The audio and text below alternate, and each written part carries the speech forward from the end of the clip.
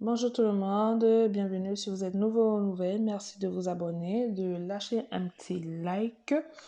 Merci. Donc aujourd'hui nous allons faire la sauce pistache au poulet fumé. Une recette qui vient du Cameroun. Bien sûr, il y a d'autres pays d'Afrique qui le font. Alors aujourd'hui nous avons besoin de cubes, l'ail, oignon, une demi-tomate et j'ai utilisé 200 g de pistache. Bien sûr, j'ai rajouté du poivron, du sel et du poivre et un demi-poulet fumé. Donc, nous allons prendre tous les ingrédients dont j'ai cité ci-dessus. Nous allons mettre dans un mixeur, le tout bien mixé. Et il faudra faire attention à ce que la texture elle soit bien lisse, bien homogène, mais vraiment bien lisse, qu'il n'y ait surtout pas de morceaux. Ensuite, nous allons prendre une casserole et dans cette casserole, nous allons mettre de l'huile comme ci-dessus. Nous allons faire revenir des oignons avec du gingembre, j'allais oublier, du gingembre et du poivre. Pourquoi du gingembre et du poivre revenir à l'huile?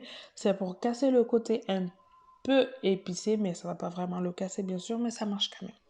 C'est pour casser le côté un peu épicé. Ensuite, nous allons verser la texture que nous avons mixée.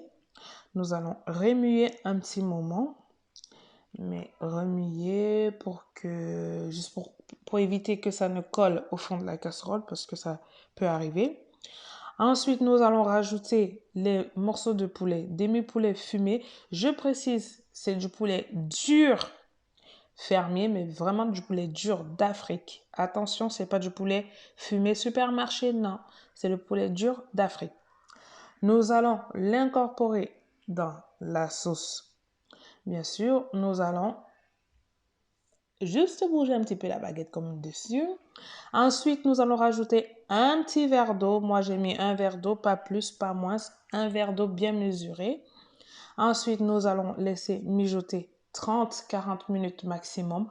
Pourquoi 30-40 minutes? Parce que le pistache, c'est une pâte qui a besoin de très bien cuire parce que quand c'est pas bien cuit, ça peut faire mal au ventre.